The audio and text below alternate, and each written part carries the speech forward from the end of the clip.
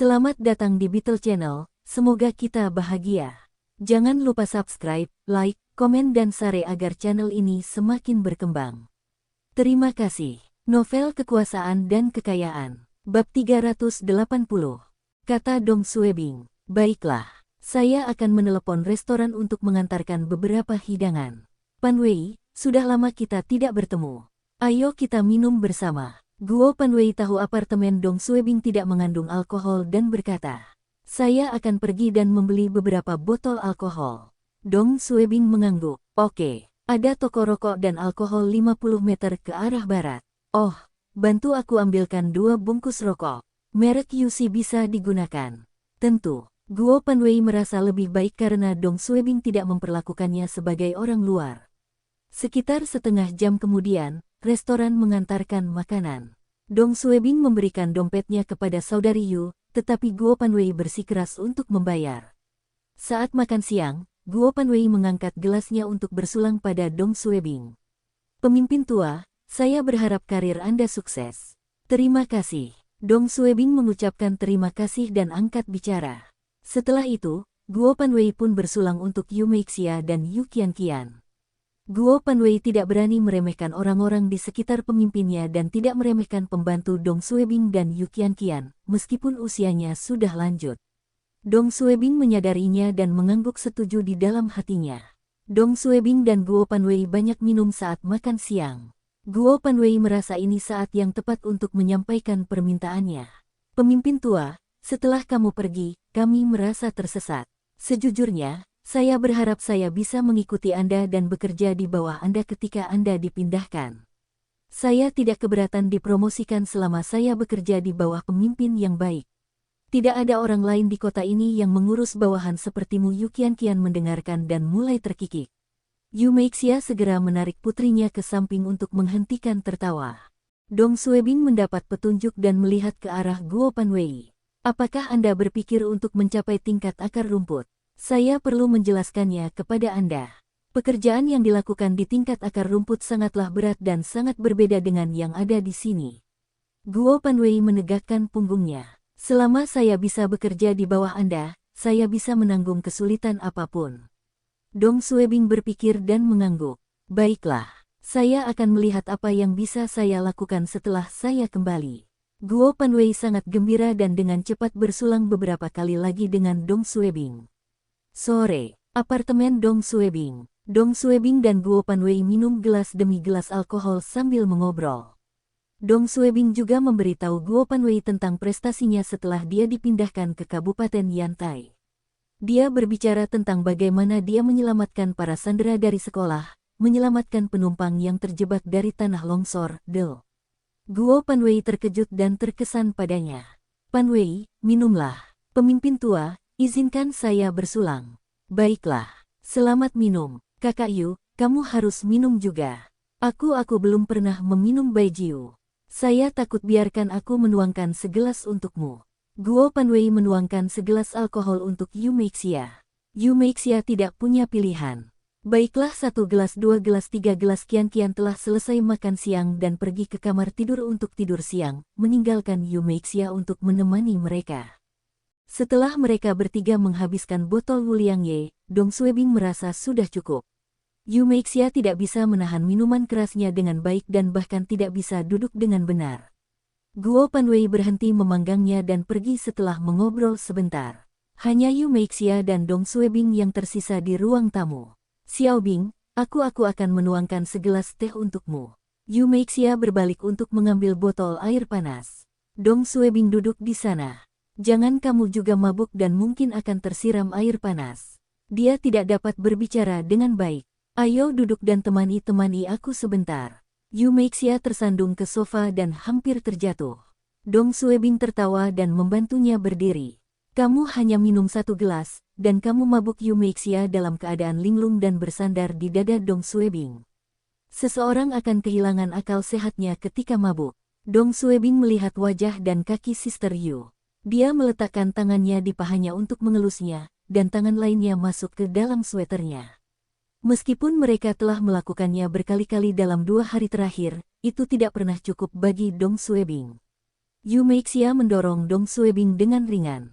Xiaobing, jangan. Dong Suebing mengabaikan permintaannya dan mulai membuka celananya, memperlihatkan hidung belang panjang di bawahnya. Saat musim dingin, mereka harus mengenakan pakaian berlapis-lapis, dan tidak mudah untuk membuka pakaian. Setelah bekerja keras sekitar 5 hingga 6 menit, Dong Suebing akhirnya berhasil membuat Yu Meixia telanjang. Tidak Xiaobing, ayo kita lakukan di malam hari, sekarang terlalu terang.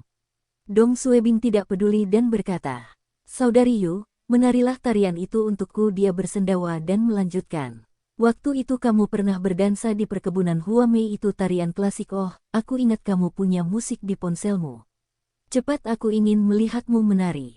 Yu Meixia mencoba menutupi tubuh telanjangnya dengan tangannya. Aku tidak memakai apapun. Kamu bisa menari seperti itu. Dong Suebing ingin melihat Yu Meixia menari tanpa mengenakan apapun. Oke, menari. Bahkan ketika Yu Meixia mabuk, dia masih sangat konservatif.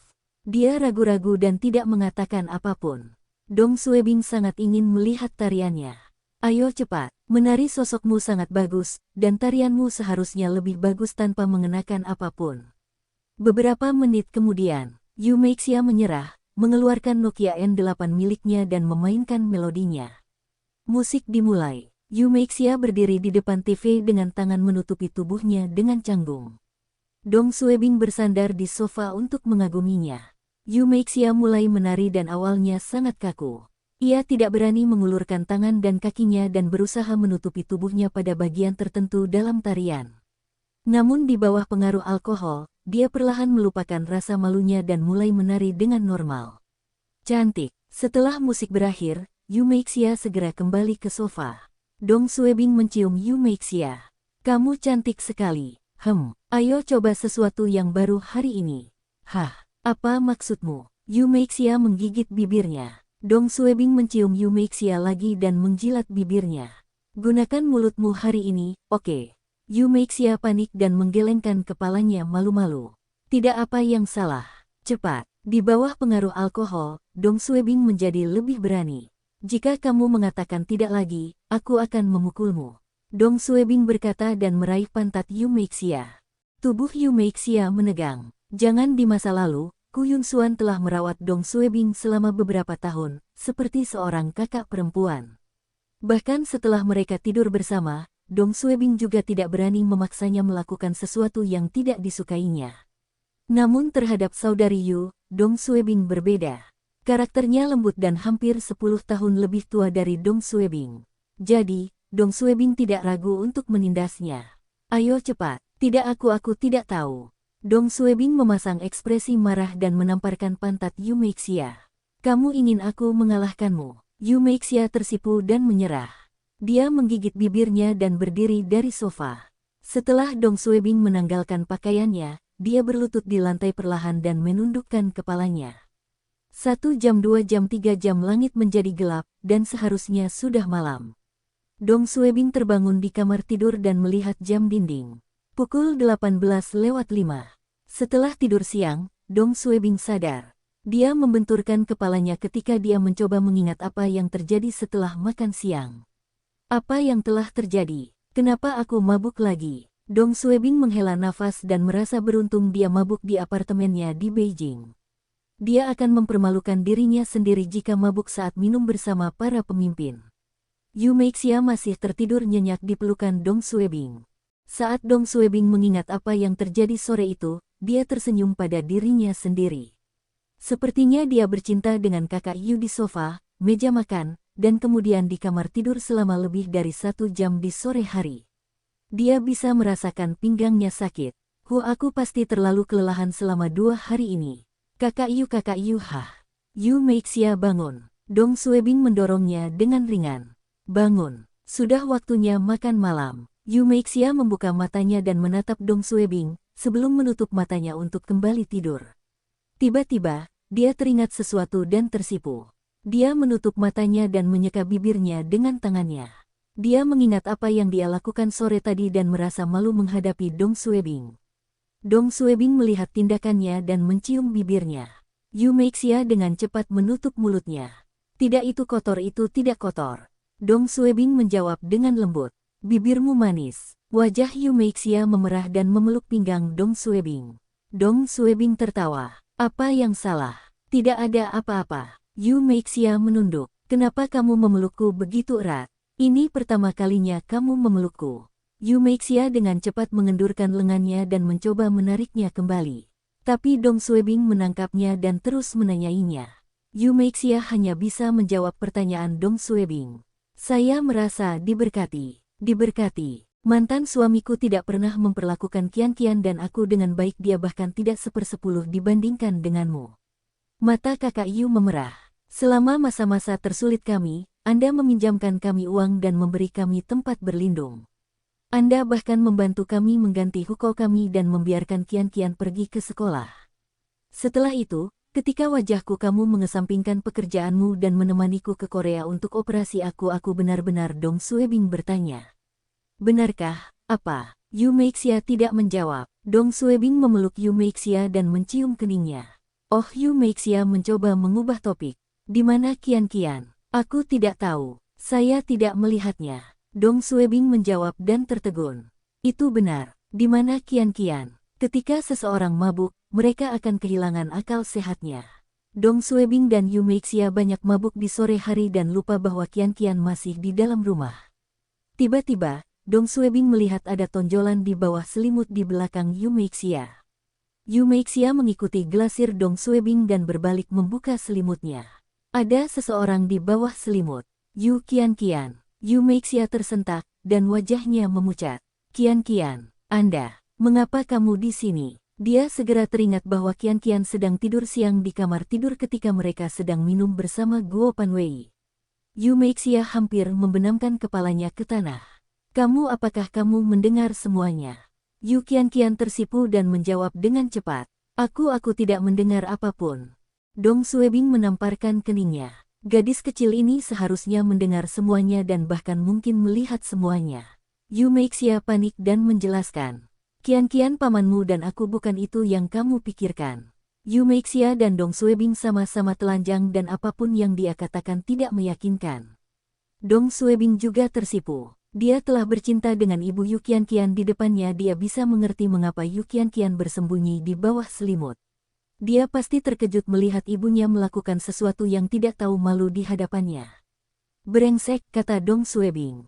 Qian ibumu dan kami Yu Qian lebih gugup dibandingkan Dong Suebing dan Yu Meixia. Aku tertidur sepanjang waktu, aku tidak melihat apapun. Yu Meixia tidak tahan lagi dan menutupi wajahnya dengan selimut. Bu Qian mendorong selimutnya dengan ringan. Aku benar-benar tidak melihat apapun. Semakin banyak Yu Qian menjelaskan, semakin malu Yu Meixia. Dia bersembunyi di bawah selimut dan menolak untuk keluar. Bu Yu Meixia berseru. Dong Suebing menyelanya. Qian bisakah kamu meninggalkan ruangan sebentar? Yu Qian tidak berani melihat ke arah Dong Suebing dan keluar dari selimut dan berlari keluar kamar. Dong Suebing membuka selimut dan berkata tanpa daya. Itu semua salahku. Seharusnya aku tidak minum alkohol terlalu banyak tadi. Maaf. Tidak, ini salahku. Aku bagaimana aku harus menjelaskannya pada Qian? Mungkin Qian benar-benar tertidur dan tidak melihat apapun, mustahil. Dong Suebing juga berada dalam dilema. Karena dia melihat kita, maka ceritakan semuanya padanya. Bahkan jika kita tidak mengatakan sepatah kata pun, dia juga tahu apa yang sedang terjadi. Yu Meixia bertanya dengan cemas. Xiaobing, apa yang harus aku lakukan? Bagaimana kalau kita kembali ke Kabupaten Yantai dulu? Oke, kalau begitu, ayo kita berdandan. Malam itu, Dong Suebing mengantar ibu dan putrinya kembali ke kabupaten. Sepanjang jalan, kepala Yu Meixia menunduk dan tidak berani menatap putrinya. Yu Qian juga sangat pendiam, membuat perjalanan di dalam mobil semakin canggung. Dong Suebing melontarkan beberapa lelucon, itu tidak membantu. Dia mengertakkan gigi dan bertanya, Qian, apakah kamu tidak senang aku bisa bersama ibumu? Qian menggelengkan kepalanya. Tidak, benar-benar, ya. Dong Suebing melanjutkan, baiklah, saudari Yu, putrimu, telah mengatakan demikian, dan kamu harus berhenti bersikap pemalu. Yu Qian menarik tangan ibunya. Bu, berhentilah mengabaikanku. Yu Meixia akhirnya menatap putrinya dan mengangguk. Jangan-jangan beritahu siapapun tentang pamanmu dan aku, oke? Aku tahu. Kian-Kian mengangguk. Aku tidak akan memberitahu siapapun. Dong Suebing tertawa. Kamu adalah perempuan yang baik. Saya akan membelikan tablet untuk Anda. Yang mana yang kamu suka? iPad 2 itu adalah tablet paling populer saat ini. Jawab Yu Kian-Kian. Itu terlalu mahal. Aku akan membelikanmu apa saja selama kamu menyukainya. Kali ini, Yu Meixia tidak menghentikan Dong Suebing. Yu Kian-Kian bersorak gembira. Terima kasih paman. Catatan penerjemah. Lol, bagaimana mereka bisa melupakan Yu Kian-Kian yang masih ada saat mereka bermesraan. Pasti terasa canggung bagi Kian-Kian melihat ibunya dipukul. Keesokan harinya, Dong Suebing kembali ke biro untuk mulai bekerja. Dong Suebing dapat mendengar petasan dari luar jendelanya. Tahun baru Imlek tinggal 2 hari lagi, dan dia akan meninggalkan biro keamanan umum. Dia akan mendapatkan peran barunya setelah tahun baru Imlek, dan dia mulai merasa gugup. Dia belum pernah bekerja di badan promosi investasi dan bahkan tidak mengerti apa yang diminta. Oleh karena itu, dia meminta seseorang untuk membawa beberapa data dan informasi tentang badan promosi investasi untuk dibaca. Pagi sudah berakhir. Setelah makan siang, telepon Dong Suebing berdering saat dia memasuki kantornya. Dong Suebing melihat layar penelepon, dan itu dari kantor pemerintah kabupaten. Halo, Ketua Dong. Saya Yao Yi. Yao Yi adalah direktur kantor pemerintah kabupaten. Dong Suebing segera menjawab, Direktur Yao,